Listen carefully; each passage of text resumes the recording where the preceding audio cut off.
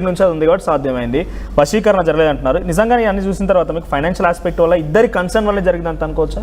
నేను మీకు ఒక్క విషయం చెప్తా. ఎప్పుడైతే ఇతను వాళ్ళ ఇంటికి వెళ్ళాడో, ఇంటికి వెళ్ళినప్పటి నుంచి నేను చాలా పెద్ద వ్యక్తిని, నా దగ్గర చాలా పవర్స్ ఉన్నాయి, నేను మీకు హెల్ప్ చేయగలను, ఏ రకంగా అయినా మీకు సపోర్ట్ చేయగలను అని చెప్పి తను ప్రొజెక్ట్ చేసుకున్నాడు.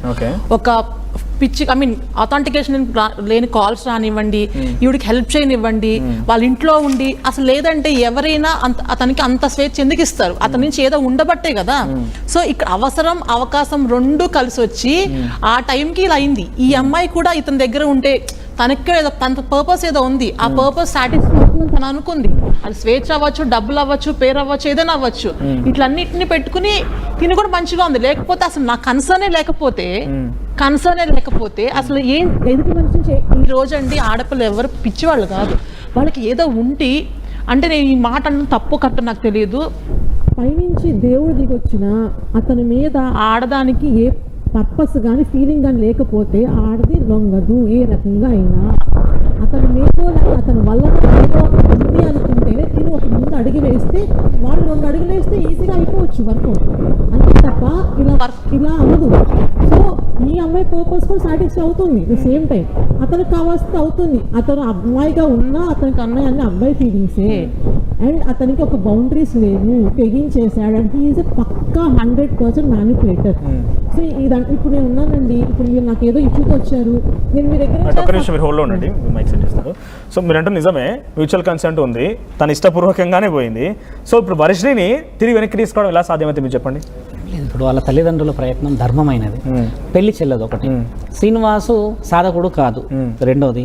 ఆ బ్రీస్ట్ తర్వాత ట్రాన్స్ ఇంప్లాంటేషన్ అంతా ప్రూఫ్. ఇవన్నీ అయిపోయినాక శ్రీనివాసు పోలీస్ అధికారులని పెళ్లి చెల్లదా? ఎలా చెల్లుతుంది పెళ్లి? ఆ పెళ్లి చెల్లకపోతే ఇప్పుడు కరీంనగర్తో మహిళ ఈ పెళ్లి కూడా చెల్లదు. పెళ్లి చెల్లదు అసలు. ఏంటంటే విషయము ఇద్దరు పెళ్లిళ్ళు చెల్లవు ఇక్కడ. ఈ ఇద్దరు తెలుసుకోవాల్సింది ఏంటంటే ఒకరి ఒకరు సానుభూతులు, సహజీవనాలు అనేది శారీరంతోనే కాదు, మైండ్ టు మైండ్ మానసికంగా కూడా ఉంటది కదా స్వామి. ఇప్పుడు నన్ను చాలా మంది ఇష్టపడ్డారు అనుకుంటా, నన్ను ఎందుకు మళ్ళీ అదొక పెద్ద పంచాయతీ. ఇప్పుడు ఒక హీరో గారు అందరికి ఇష్టం అనుకోండి, హీరో గారు అందరి ఇంట్లో ఉంటాడా పోయి? మనసులోనో లేకపోతే తెలివిలోనో లేకపోతే వాళ్ళ స్టైల్లోనో ఉంటాడు, అంతే కదా. అంత మాత్రాన హీరో ఇక్కడ ఉన్న స్త్రీలకు ఇద్దరి మధ్య సంబంధం ఉంటుందా అంటే ఒక సానుభూతి లాంటిది శ్రీనివాస్ ప్రత్యక్షంగా ఉండి చేయడమే. ఈ ఇద్దరు దానికి రుజువులాగా తాళి వేసుకున్నాడు. ఇప్పుడు వర్షినికి ఏదైతే ఇట్లా కట్టాడో తాళి, ఈ తాళి కూడా అబద్ధం. ఎందుకనంటే ఆయన గారు ఏది కూడా అభివృద్ధి చేసుకునే అర్హత లేదు, ఇది లాలో ఉంది, సుప్రీంకోర్టు గైడ్ లైన్స్లో కూడా ఉంది. మేము లైవ్గా చూపించాం, మొన్న ఆజాద్ గారు కూడా చెప్పారు ఈ పెళ్లి చెల్లదు స్వామి అన్నారు. ఇప్పుడు ఆయన మీద పోలీస్ అధికారులే కానీ ఇంకెవరే కానీ ఎందుకు ముందుకు వస్తున్నారంటే స్వామి, ఈ స్వామి అన్నట్టుగా స్త్రీ పురుషులు పెళ్లి చేసుకునే హక్కు ఉన్నది, వాళ్ళని ఆపకూడదు అనేది చట్టంలో ఉంది. పోలీసు వాళ్ళకి మనం పోయి చెప్పినా వినరు. కానీ ఎక్కడా కాకుండా పొంతన లేకుండా సనాతన ధర్మం అని చెప్పేసి లోక కళ్యాణం గురించి చెప్పుతున్నాడు. కాబట్టి ఈ అమ్మాయి ఎలాంటి వాళ్ళ వలలో పడ్డది కాబట్టి తల్లిదండ్రుల కేసు పోలీస్ అధికారులు తీసుకున్నారు. ఇది ఉన్నది అక్కడ నిజం. ఇప్పుడు ఆయన కూడా తెలియకపోవచ్చు, బహుశా ఇప్పుడు నేను చెప్పాను ఫ్లోలో, ఆ కేసు అందుకు నడుస్తుంది అక్కడ. మేజర్లు అన్నారు, ఇది అన్నారు కదా, మేజర్లు ఎక్కడ స్వామి? 18 ఏళ్ళ నుంచి 19 సంవత్సరాలు ఉన్న వాళ్ళు పెళ్లి చేసుకుంటేనే మేజర్ అని కోర్టు కేసులు అవుతాయి. 23 ఆల్రెడీ ముదురు శంకర అన్ని ఆలోచనలు చేసి పోయినది, తెలివిగా పోయింది అమ్మాయి, మెచ్యూర్డ్గా పోయింది. నేను చెప్పట్లే, పక్కన ఆ సైకాట్రిస్ట్ అమ్మ ఉంది కదా, ఆడబిడ్డ మనసు అయితే ఆవిడకి తెలుసు కదా. ఇప్పుడు ఈవిడ మాట్లాడిన దాంట్లో చట్టపరంగానే ముందుకెందుకు రావాలి అంటే ఆ తల్లిదండ్రులకు ఎవరు సపోర్ట్ చేశారు చెప్పండి? ఎవ్వరు సపోర్ట్ చేయలేరు స్వామి. ఆమె ఒక ఆస్తికో అంతస్తుకో ఇంట్లోకి పిలిపించుకున్నాలని ఆయన 3 లక్షలు 4 లక్షలు సపోర్ట్ చేసిండు, ఆశకు సపోర్ట్ చేసుకున్నది. కానీ ఆ 3 లక్షల సపోర్ట్ ఇంట్లో ఉన్న బిడ్డను తీసుకుపోవడమా స్వామి? దాని అర్థం అదే? ఇంట్లో అన్నం పెట్టిన వాని ఇంట్లోనే కన్నం పెట్టినామంటే కన్న తల్లిదండ్రులకి ఎంత ఇప్పుడు క్షోభ ఉంది. వాళ్ళ తల్లిదండ్రులు చూడట్లేదా? ఆ ఎల్లూరి శ్రీనివాసు ఇల్లు గెలవలే, శరీరం గెలవలే, సమాజం గెలవలే, దైవాన్ని గెలవలే, మనస్సాక్షిని గెలవలే, తెచ్చుకున్న ఆడపిల్లలని గెలవలే, ఎవరిని గెలవలే. ఈ ఎందుకు ఆ దేహము దేనికోసం పుట్టింది? ఆ లింగం ఇచ్చేస్తావు ఊర్లో కొట్టిందని చెప్పకుండా శివుడు వచ్చి అడిగాడు అంటాడు. ఈయన అంత పెద్ద అంత అదా? సాధు సత్పురుషులు ఇంకా 200 పిల్లలు కంటారా? పిల్లలకి అంటారు చాలా మంచిదే స్వామి. ఇప్పుడు వాళ్ళ పెళ్ళే చెల్లెదు చెప్పారు. మళ్ళీ దీని గురించి ఎక్స్ప్లెయిన్ చేస్తాను. మీరు కూడా మాట్లాడుతున్నారు, సర్జరీ చేసుకున్నాడు అంటున్నాడు అని కూడా వీడియో వదిలేండు. ఇవన్నీ ఎలా ఉన్నాయంటే మాటలకి తేడా, పనులకు తేడా లేదా స్వామి? ఇంటెన్షన్ యాక్షన్ కి డిఫరెన్సెస్ ఉంది కదా.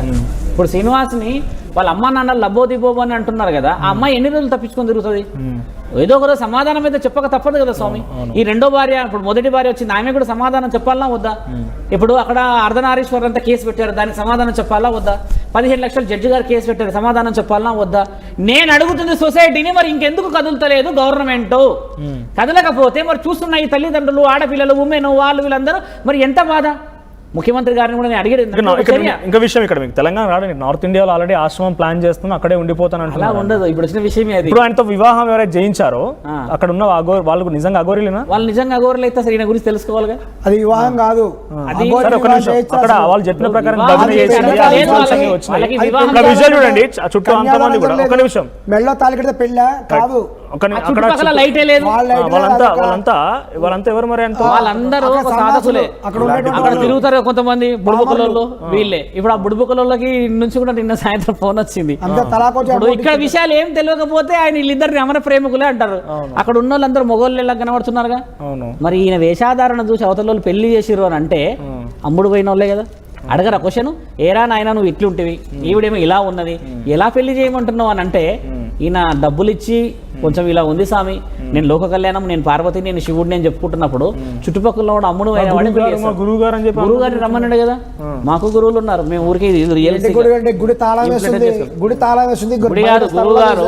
ఆయన గురువులు ఎవరు ఉన్నారు రమ్మన్నాడు. పెళ్ళే కాదు, పెళ్లి కింద రాదు. మీరు చెప్పండి, మీరు ఇందాక ఆయన అంటున్నట్టుగా పిల్లల్ని కంటామని కూడా మాట్లాడుకొచ్చారు ఆయన, ఎట్లా సాధ్యమవుతుంది అది? ఇది వాస్తవం చెప్పాలంటే అతను ఆ అమ్మాయి పట్ల అట్రాక్ట్ అవడానికి కారణం చెప్తున్నాడు. ఆమె పర్టికులర్ నక్షత్రానికి చెందినటువంటి మనిషి వర్షిని. ఈ విషయం అతను గమనించాడు. ఈమెను కూడా ఉపయోగించుకోవడం వల్ల తన దగ్గర కనుక పెట్టుకుంటే తన పూజలకు కూడా ఉపయోగపడుతుంది. అది అతనికి కావాల్సిన అతని లాభం. ఈమెకేంటంటే ఈయన ద్వారా కొన్ని ఆస్తులు సంపాదించుకోవచ్చు, ప్రాపర్టీ సంపాదించుకోవచ్చు, కోట్ల రూపాయలు ఆవిడ ఆలోచన. ఆ అమ్మాయి అంది, వర్షిని అన్నది, మేము పిల్లల్ని కంటాము. ఎలాగంటారు? 2 రకాలుగా కనాలి. ఒకటి ఆపరేషన్ చేసి తొలగించారు కాబట్టి మళ్ళీ ఆపరేషన్ చేసి అంటించి పిల్లలు కంటే ఒకటి. అది కాకపోతే ఆ అమ్మాయి ఏమంది, ఆ పాయింట్ ఆఫ్ వ్యూలో చెప్తున్నాను, స్పెర్మ్ లో బయట తీసి సినిమా హీరో మోహన్ బాబు గారి కూతురు లక్ష్మి గారు కన్నారండి. ఆమె క్లియర్గా ఇవన్నీ చెప్పింది. ఎవరు చెప్పారు? Varshini, Srivarshini, all recorded. ఇప్పుడు మంచి ఫ్యామిలీ వెళ్తారు బయటికి, ఆల్ రికార్డెడ్. ఒక రకంగా చెప్పాలంటే నిజంగా తనకు అవగాహన లేని భాషలు అన్ని మాట్లాడుతుంది.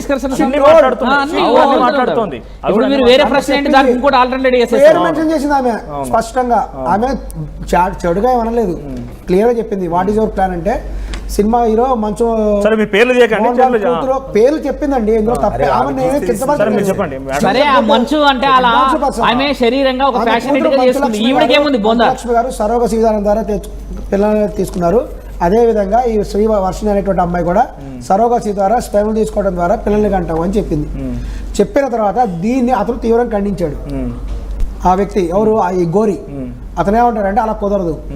ఎందుకంటే అతని ఉద్దేశం ఏంది, he has something bad in his mind. అతనికి ఏంటంటే ఆమె కన్యత్వం కోల్పోవటం అతనికి ఇష్టం లేదు. ఆమె కన్యగానే ఉండాలి. ఎందుకంటే కన్యలనే పూజలు కూర్చోబెడతారు. కాబట్టి లాంగ్ రన్ లో కూడా ఈ అమ్మాయి కన్యగా ఉంటేనే అతని పూజలకు ఉపయోగపడుతుంది. ఇప్పుడు మొదటి భార్యను ఎందుకు వదిలేశాడు?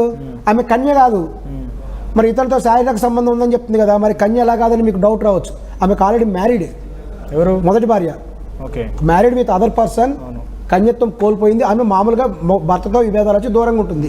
ఆమె కన్య కాదు కాబట్టి ఆమె ఇతనికి అవసరం లేదు. కానీ శ్రీవర్షిని ఇతనికి అవసరం కన్య కాబట్టి అతను తనతో పాటు ఇప్పుడు అతను ఏమని చెప్తున్నాడు, మేము 2 పిల్లల్ని దత్తత తీసుకుంటాం అనేటువంటి స్టోరీ స్టార్ట్ చేసినాడు. ఒక అబ్బాయి ఒక అమ్మాయిని బాలుని తెచ్చుకొని పెంచుకుంటాము, వాళ్ళిద్దరే మా చిల్డ్రన్ అనుకుంటామని ఈ యొక్క గోరి చెప్పడం జరిగింది. సరే, మీరు వాళ్ళ వీడియోలు చూస్తారు కానీ మీకు అంతటికి లేదు. సరే, ఒక విషయం పక్కన పెడతాం. ఉన్నటువంటి ఇన్ఫర్మేషన్ నార్త్ ఇండియాలో ఆశ్రమాలు ఇవన్నీ కడతానని చెప్తున్నారు. డబ్బులు అంటే లెక్కే లేదు, వస్తారండి భక్తులు వస్తారంటున్నారు. మరి ఇంత జరుగుతున్నా మీరు అంటున్నట్టుగా నిజమైన అఘోరీలు ఉన్నారు కదా, వాళ్ళకి అఖాడా ఉంటుంది అంటున్నారు. వీళ్ళు ఎవరేం చేయలేకపోతున్నారా? అంటే ఇంకా ఆల్రెడీ జరగాల్సిన వీడియో రిలీజ్ చేశారు, అది అందరు ఛానల్లోకి వచ్చిందో లేదో, చాలా చిన్న విషయం. ఇప్పుడు ఆయన ఇంకో విషయం కూడా చెప్తున్నా, ఆశ్రమం అనేది నోటి ద్వారా కట్టేది కాదు. వాస్తవంగా ఒక గురువు, దానికి ఒక పరంపర, దానికి కొన్ని వివరాలు ఉంటాయి. ఆయన అక్కడ ఆశ్రమం కట్టాలి అని అనుకుంటున్నాడు, అక్కడే ఉండాలనుకున్నాడు కదా. నేను కూడా చెప్తుంది ఏంటంటే, ఆశ్రమం కట్టాలి అని అంటే ఇప్పుడున్న దాంట్లో అన్ని విధాలుగా అనుమతులు కావాలి. ఇప్పుడు శ్రీనివాసు ఇంత తతంగం చేసినాక ఆశ్రమం కడతాడు అని మాట ద్వారా, నోటి ద్వారా అంటే అయిపోతుందా స్వామి? ఇప్పుడు జరిగిన ఈ తతంగాలకే కుటుంబాలు నాశనం అయిన తర్వాత ఈయన ఇంకా ఆశ్రమం కట్టి ఇంకెంతమంది జీవితాలు నాశనం చేస్తారు అంటే ఇప్పుడు మేము ఎలా ఊరుకుంటాము? ఇప్పుడు శ్రీనివాస్ ఆశ్రమం కట్టడం అనేది గొప్ప విషయమే, కానీ నువ్వు చేసే పనులని చూసినా ఎలా ఉన్నాయి దిగజారేటి కాబట్టి నేను ఆశ్రమం కట్టడానికి ఎవడు అనుమతిస్తాడు? చాలా మంది నిరాశ్రయులకు ఆశ్రయం కల్పిస్తా ఎవరు వచ్చినా పర్వాలేదు అంటున్నాడు ఆయన. అవునా? నేను వస్తాను కదా శ్రీనివాస్, నన్ను శ్రీనివాస్ ఒక రోజు కూర్చోబెట్టండి, ఆశ్రయం కలిగించుకుంటాం, ఒకటే దొరుకుతాం మేము ఇద్దరం. ఇప్పుడు స్వామి కూడా ఒకటి తెచ్చి మందు నిన్నాను కదా, కలిగించండి కదా, అలా చేయండి. నాలాంటి వాళ్ళకి ఆశ్రయం ఇవ్వండి, ఆడపిల్లలకే ఆశ్రయం ఇవ్వాలా స్వామి? ఈ సందర్భంగా కొన్ని పేర్లు ఉన్నాయి. ఆశ్రమం అంటే గుర్తొచ్చింది, ఇప్పుడు కొంతమంది బాబాలు ఉన్నారు, అంటే బాబాలు పేర్లు పెట్టి కొంతమంది ఉన్నారు.